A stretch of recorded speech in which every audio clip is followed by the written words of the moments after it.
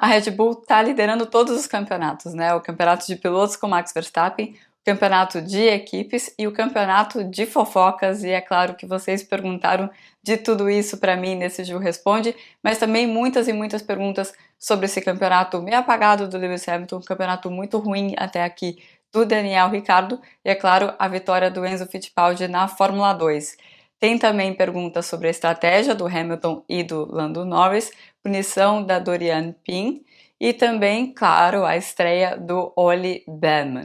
Eu sou a Juliane Serrazoli, eu tô na minha 14ª temporada cobrindo a Fórmula 1 em loco, tava lá na Arábia Saudita, já voltei para Londres, como vocês podem ver, com o agasalho, né, Londres que é a minha base aí para toda a temporada, e eu tô aqui para responder as perguntas que vocês me enviaram no meu Instagram, no MyF1Live. Então primeiro fica o convite, quem quiser participar, me segue lá no MyF1Live, daí depois da corrida eu coloco nos stories uma caixinha de perguntas e você fica à vontade para perguntar o que você quiser, o que mais se repetir eu respondo por aqui. Já dá para dizer que a Red Bull está mais dominante do que no ano passado? Até o Pérez está bem. Bom, mais respeito ao Viejo Sabroso, como eles falam lá no México, mas sim, é verdade.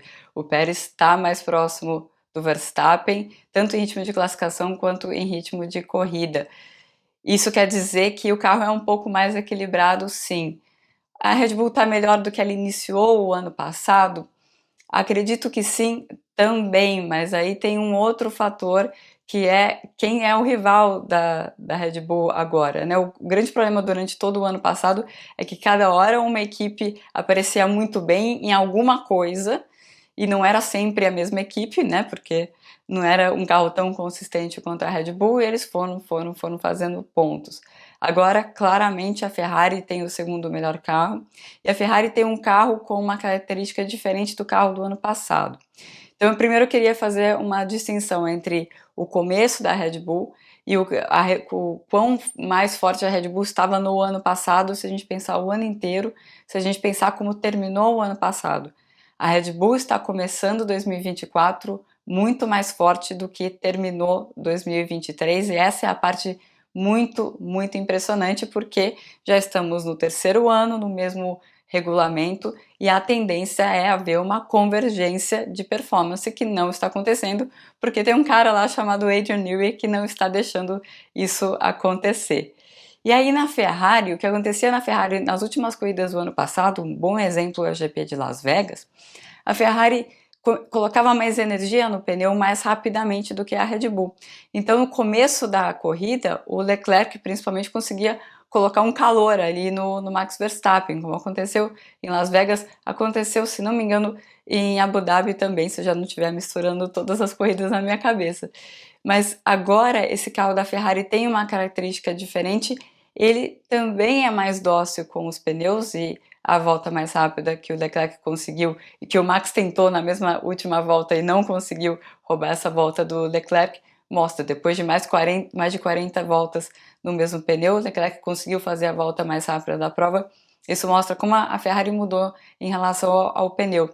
Isso faz com que na corrida, nem no começo da corrida, a Ferrari consiga chegar perto, porque eles não têm mais essa diferença que eles tinham em relação à Red Bull de conseguir colocar muita energia no pneu logo no começo. Eles aquecem o pneu do jeito parecido com o jeito da Red Bull, ou pelo menos é o que a gente viu, são só 2 corridas, é claro, né? Mas já são 2 corridas em pistas diferentes. No Bahrein eu tava falando, olha, vamos com calma, porque a Red Bull ela anda muito bem no Bahrein, o Bahrein é muito de o superaquecimento no pneu traseiro, a Red Bull é muito boa nisso, mas agora em Jeddah, não, né? Jeddah é uma pista completamente diferente e eles foram muito dominantes também. Mas é interessante essa mudança da Ferrari, que muda como as corridas são disputadas também, e o que a Ferrari tem que buscar agora é performance, porque essa parte do pneu eles parecem estar bem encaminhados. Sessão fofoca. Alguma chance do Marco Verstappen e do Newey surgirem na Mercedes? Bom, primeiro a gente tem que entender e resolver a questão que está acontecendo na Red Bull. O que aconteceu nesses últimos dias na Arábia Saudita foi que o Marco resolveu abrir a boca, então a bomba de depois do GP do Bahrein foi jogada pelo Jos. Jos agora, pelo que eu sei, vai ficar alguns GPs de fora, né? Então, sabe que a pessoa vai lá, colocou gasolina, colocou o fogo e agora vai ficar de fora. E agora foi o Marco, que depois falou na sexta-feira, pode ser que eu seja suspenso e tudo mais.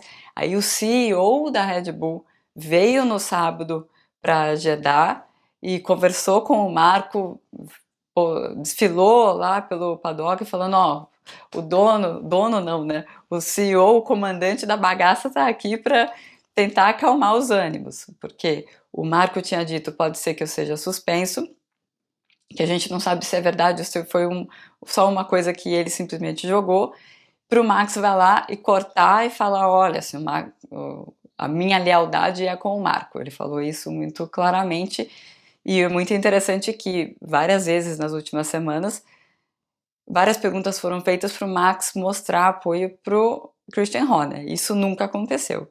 Foi meia pergunta que fizeram para ele sobre o Marco e ele falou, olha, a minha lealdade é com o Marco. Então, se alguém tivesse alguma dúvida do que está acontecendo ali, essas dúvidas acabaram na sexta-feira. Aí, no sábado, chega o CEO da Red Bull e fala, segundo o Marco, eles tiveram uma conversa e ficou definido que o Marco fica por enquanto, e o Marco disse assim, nós concordamos em várias coisas e tem algumas coisas que precisam mudar para as coisas se acalmarem. Estou colocando palavras na boca do Marco, mas o que ele quer dizer, bom, o Horner precisa sair. E agora vai o CEO da Red Bull conversar com o principal sócio da Red Bull, que tem é o sócio majoritário da Red Bull. Vão ter uma conversa nessa semana e pode ser que a gente tenha ainda mais novidades nessa semana. Então, estamos nisso. Pode ser que a situação se resolva na Red Bull do jeito que o Verstappen quer, que é tirando o Horner. Se isso acontecer, ele esquece Mercedes. Essa conversa de Mercedes vem muito do Toto Wolff, que toda hora fala, olha, eu queria ter... Ele disse, como qualquer um, eu faria parada de mão para ter o Max Verstappen. Ele, é claro, precisa preencher essa vaga, e é uma vaga do Lewis Hamilton. Não pegou muito bem no bode da Mercedes ele ter perdido o Hamilton um ano mais cedo do que era para eles perderem, pelas contas deles, e por isso que o Toto está jogando, se colocando aí como uma grande opção para o Verstappen. Mas primeiro o Verstappen vai tentar ganhar essa queda de braço dentro da equipe, se não ganhar, aí ele vai olhar aí para o mercado quais as possibilidades. Lembrando sempre que por que a Mercedes surge como uma possibilidade para o Verstappen?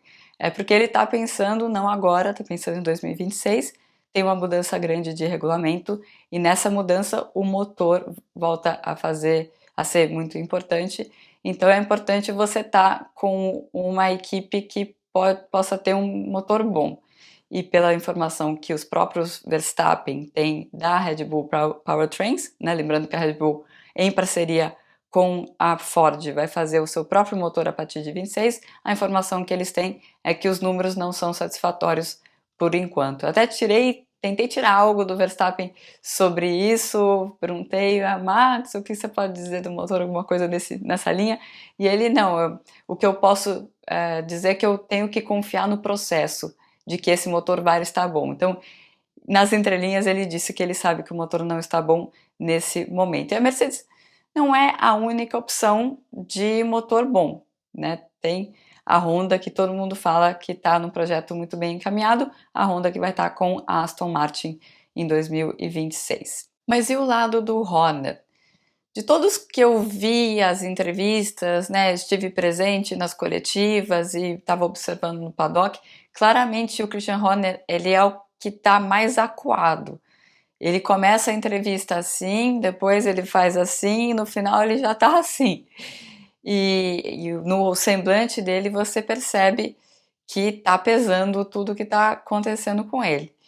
e ele parece sim estar numa posição mais tensa do que os outros, ou pelo menos ele deixa isso aparecer. Pensando na equipe, é mais fácil ficarem do lado do Verstappen, do Marco, do que ficarem do lado do Christian Horner, lembrando que o Christian Horner perdeu o negócio, nos últimos anos só, né, perdeu o negócio da Porsche, e é bem possível que ele tenha deixado a Porsche ir porque ele queria mais poder para ele dentro da equipe e não estava pensando muito no bem da equipe. E pensando no ano passado, ele escolheu o Daniel Ricciardo, não o Liam Lawson. Essa foi meio o papel do Marco fazer essa opção, mas foi uma aposta bem do Christian Horner, o Daniel Ricciardo, e não está dando certo. O que nos leva à próxima pergunta. Não estou entendendo, na verdade não é uma pergunta, não estou entendendo o que está acontecendo com o Ricardo. Primeiro que eu já estou insistindo há um tempo que os engenheiros da AlphaTauri, Toro Rosso, Minardi, falam muito bem do Tsunoda. Tsunoda é um piloto muito bom e ele é um piloto muito rápido, é que ele não é um piloto muito consistente, mas quando ele acerta uma volta, ele acerta mesmo uma volta. Quando ele pega a mão do carro, ele pega mesmo a mão do carro. E o Daniel Ricciardo voltou naquela fase assim de falar, olha, o carro não está saindo de frente, não está saindo de traseira, eu simplesmente não tinha aderência, eu não sei de onde tirar. No Bahrein, ele cometeu um erro na sua volta de classificação, largou atrás do Tsunoda, depois teve toda aquela confusão de ordem de equipe e tudo mais, e no final de semana da Arábia Saudita ele ficou atrás o tempo inteiro, levou mais de meio segundo na classificação, e não foi uma volta que ele errou, foi real mesmo essa diferença entre os dois, e aí largando mais atrás, ele estava em 14º, se não me engano, quando saiu o safety car. Sai o safety car e a RB decide parar os dois estão meio juntos, ele tem que esperar o Tsunoda, ainda tem um problema na parada, a parada é muito lenta, e ele vai para último, e aí lá no fundão ele fica. É bem verdade que a gente não teve muita ultrapassagem na prova, ele ficou ali no grupo de carros que tem mais ou menos o mesmo ritmo, foi aquele grupo de carros que o Magnussen travou ali para fazer a estratégia do Nico Hülkenberg funcionar, mas foi outro final de semana ruim do Ricardo. Nessa vaga aí, não existe muita paciência para essa vaga, e o Liam Lawson estava lá na Arábia Saudita, tá ali por perto, ele que foi muito bem quando ele entrou de substituto no ano passado. Porque o Russell está com mais desempenho que o Hamilton? A Ferrari errou na contratação? Calma. Isso me lembrou uma pergunta que foi feita para o Fred Vasseur depois da corrida. Os jornalistas ingleses emocionadíssimos com o Ollie Behrman, e o repórter perguntou: Fred, a gente já pode pensar no Ollie como um substituto do Lewis quando ele parar? E o Fred Vasseur deu risada, falou: calma, calma, calma. Deixa o Lewis chegar ainda e depois a gente vê como que vai ser o futuro do Oliver Behrman. Mas enfim. O que está acontecendo com o carro da Mercedes nesse ano, que voltou o bouncing, né? Eles estão tentando andar com um carro muito, muito, muito baixo e o carro está saltando. Esse carro saltando, esse salto, ele acontece mais na traseira, ele tira a confiança do piloto na traseira, não sabe o que a traseira vai fazer. Isso é uma coisa importante para o estilo de pilotagem do Hamilton. Ele sente mais do que o George Russell. Isso já tinha acontecido em 2022 também.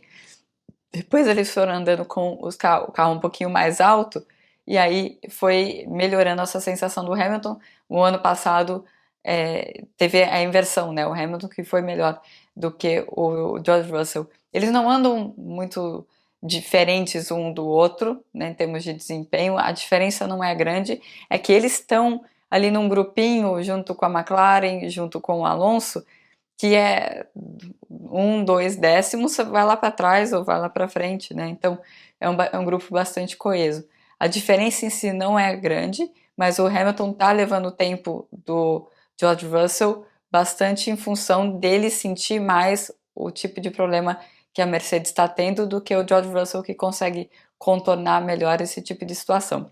E aí chega mas o fato deles não estarem andando muito separados um do outro acabou fazendo com que o Hamilton tivesse que escolher uma outra estratégia na corrida, né? O que nos leva à próxima pergunta. Comenta a estratégia da McLaren com o Norris. Então eu vou comentar as duas, né? Porque é a mesma coisa ele e o Hamilton. Teve um safety car na volta 7, tá todo mundo andando meio junto. E você tem o Piastri e o Norris, eles estavam uns 3 segundos, dava para fazer a double stack, né, que é duas paradas juntas, mas teria o risco do Norris ficar esperando. Então a McLaren decidiu separar as estratégias para tentar alguma coisa diferente e para evitar que o Norris ficasse esperando. Mas os dois pilotos da Mercedes eles estavam bem perto, estava 1 segundo de diferença, o Hamilton ia ficar esperando um tempão lá. Então a decisão da Mercedes foi chamar o piloto que está na frente, o Russell, né, o que é o normal, e o Hamilton ficou numa outra estratégia, também a Mercedes tentando algo diferente. O pensamento dessa estratégia também era que se os pilotos que estavam com pneu duro, que eu colocar esse pneu duro na volta 7, se eles começassem a sofrer no final, o piloto que está nessa estratégia inversa poderia vir passando todo mundo. Não foi o que aconteceu, realmente o desgaste de pneus foi muito mais baixo do que as equipes estavam prevendo, e fica aí uma lição para a Pirelli avaliar trazer pneus mais macios para Jeddah. Jeddah é um circuito de rua, mas eles colocam a gama do meio, né, que é o C2, C3, C4. Geralmente em pista de rua é C3, C4, C5. Então pode ser que eles mudem isso para o ano que vem, porque realmente deu para fazer a corrida inteira. Inclusive o Oliver Baumann estava forçando, fazendo volta de classificação atrás de volta de classificação, um novato nas últimas voltas da corrida, justamente para evitar o ataque do Norris e do Hamilton com pneu macio. Então um piloto com pneu duro de 40 e tantas voltas, se defendendo de dois pilotos com pneu macio, e ele, novato, e ele consegue fazer isso. Isso mostra muito como o pneu estava duro demais. Inclusive, eu explico melhor isso na análise que eu faço da corrida no meu site, no julianeserrazoli.com.br. Só um detalhezinho sobre o Norris, por que ele não foi punido? Qual é o parâmetro da FIA na hora de punir o piloto? É aquele lance da largada, né? O carro dele se moveu antes da largada. No regulamento está escrito assim, o carro não pode se mover antes da largada, mas o que vai definir o movimento é o transponder que cada carro tem. Então, é como se fosse aquele chip que tem na bola para definir se é gol ou não, né? Se o chip diz que é gol, se não é, não é. E é assim que funciona o transponder da FIA. Então, ele tem uma tolerância de movimento. Então, às vezes, você vê na câmera mover um pouquinho, isso deveria ser uma largada queimada, mas não é, porque no sistema não acusou essa largada queimada do Lando Norris. Essa boa corrida do Baumann influenciará os olhares das equipes da Fórmula 1 em relação aos guris da Fórmula 2? É uma boa pergunta, inclusive foi uma pergunta feita para o Toto Wolff. Claro que com o contexto do Antonelli, o Antonelli é companheiro do Baumann na Prema na Fórmula 2, mas foi exatamente a pergunta feita para ele, e ele estava falando de como esses pilotos chegam muito bem preparados e não deveria surpreender que um piloto consiga ir bem, principalmente quando ele pega um carro equilibrado como o carro da Ferrari. Claro que isso não tira em nada o mérito do que o Baumann fez, né? Ele, em momento nenhum, ele se desesperou, entrou no carro para o FP3 e eu estava na beirada da pista no FP3, ele já começou já mandando ver, não quis saber de ser conservador, ele já tinha andado na pista, tinha sido o pole position na Fórmula 2, mas é claro, é um carro completamente diferente. E aí na classificação ele cometeu alguns errinhos ali, mas quase passou para o Q3, não tinha nenhuma obrigação de passar para o Q3, e depois na corrida, é uma corrida bastante longa, muito mais longa do que uma corrida da Fórmula 2, é uma corrida com um muro próximo, e teve toda essa tensão, principalmente no final, quando ele já estava muito cansado no final, teve que fazer volta de classificação, e fez, ele foi claramente muito, muito bem. Mas respondendo à pergunta, faz anos que eu ouço na Fórmula 1 o pessoal falar, esse ano o pessoal da Fórmula 2, o grid é muito fraco. Todo ano é a mesma coisa, todo ano o grid é muito fraco. Mas é dali que tá vindo os pilotos que estão indo bem na Fórmula 1, né? E o que faz diferença, na verdade, tem a Fórmula 2 é importante, mas é uma coisa que o Toto falou e isso é fundamental. E para os pilotos que estão subindo, os pilotos brasileiros, inclusive, que estão querendo subir, tem que ter muito isso na cabeça, que é fazer um programa de testes privados com carro de Fórmula 1. Isso não é barato de fazer, você precisa de patrocinador para fazer, e patrocinador e a academia da Ferrari, por exemplo, mas mesmo assim você tem que pagar por fora. Mas é importante fazer esses testes, porque daí se aparece uma oportunidade você está pronto. E o Behrman fez esses testes, inclusive ele tinha andado com a Ferrari de 2022, porque a partir desse ano pode andar com carro dessa geração de carros, né, com esse conjunto de regras. Como ficou o clima na equipe com a vitória do Enzo? É engraçado que eu estava dentro da equipe depois, né, da celebração e tudo. O chefe da equipe falou: olha, não tira a foto de celebração porque vamos esperar passar o carro pela inspeção da FIA. Vocês sabem como é a Fórmula 2, o que tem de desclassificação 1 milímetro aqui, 1 milímetro ali, que é uma coisa que a equipe não faz de propósito, mas acaba estando fora, né, do regulamento, não é brincadeira, né? E o carro dele passou, né, eles respiraram aliviados, porque foi uma vitória com muita diferença, né? Foram quase 8 segundos, o que não é muito comum na Fórmula 2. Lembrar que a Fórmula 2 são carros iguais, mas as equipes têm uma estrutura diferente, né? Então você acaba tendo equipe grande, equipe média, equipe pequena na Fórmula 2, ainda que, obviamente, não seja a diferença do jeito que é na Fórmula 1. E a equipe do Enzo, a VAR, eles são uma equipe média e ele se coloca como um underdog, né? E ele gostou dessa posição de underdog. O clima é muito melhor do que o clima era na Carlin, a equipe dele do ano passado. E ele tá gostando muito já na classificação, ele já achava que daria para ter feito talvez a pole position, que ele errou a primeira curva, mas já sentiu que o carro estava bom. Do treino livre para a classificação, quando ele sentiu que o carro estava bom, dele já, não, peraí, agora é pódio. E ele acabou fazendo o pódio na sprint depois de uma desclassificação. Já falei, né? Desclassificação na Fórmula 2 tem um monte.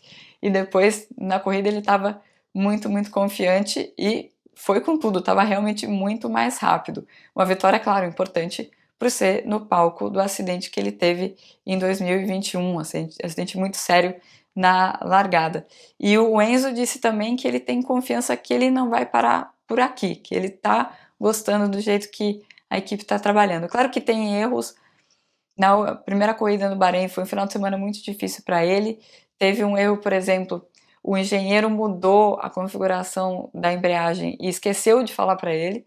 Então, esse tipo de coisa vai melhorando aí com o tempo, mas ele está bastante confiante que pode fazer um bom campeonato. Ele que já tem experiência para isso. E finalizando sobre a desclassificação da Doriane na F1 Academy, se essa regra se aplica à Fórmula 1 também. Primeiro que não foi uma desclassificação.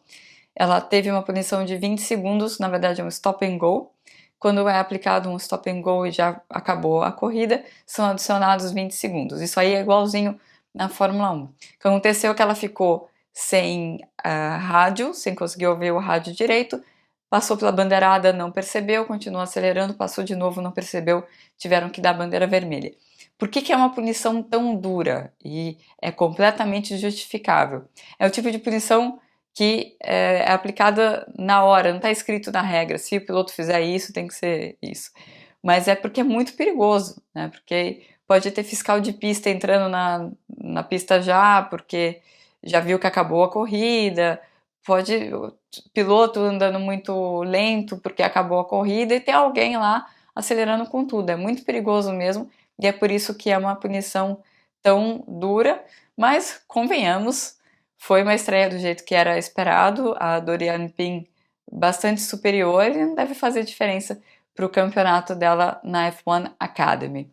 Bom, esse foi o Ju Responde do GP da Arábia Saudita.